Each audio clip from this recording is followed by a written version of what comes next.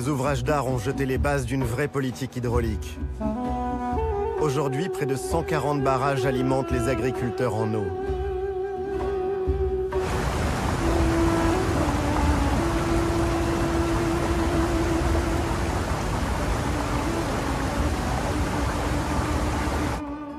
De ce souci de l'eau est né un art, un savoir-faire qui a donné naissance à de remarquables bassins.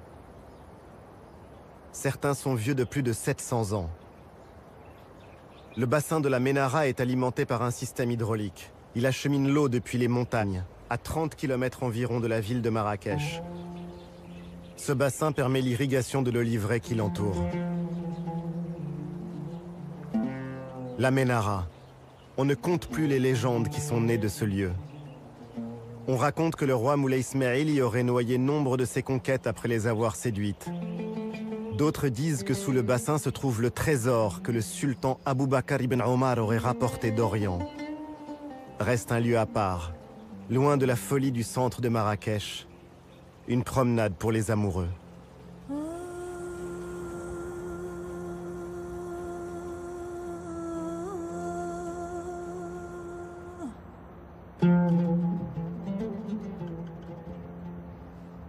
Marrakech a été fondée au XIe siècle par une femme, Zine ibn Fzawiya, l'épouse du roi Youssef ibn Teshfin qui rêve de conquête. Son mari parti en guerre, Zine ibn Fzawiya s'établit dans cette palmeraie au pied de l'Atlas. C'est elle qui en conçoit les tracés et qui administre ce qui est rapidement devenu une cité prospère.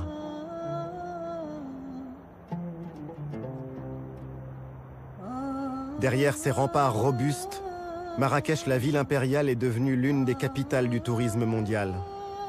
Mais même au cœur des lieux les plus visités, l'âme de la ville est restée vivante.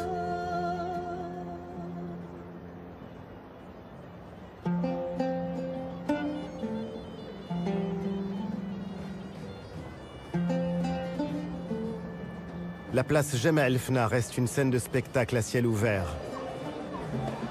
Un lieu où s'entend encore le génie des conteurs, les rires, les prophéties des voyantes, où les discours sacrés côtoient les paroles profanes.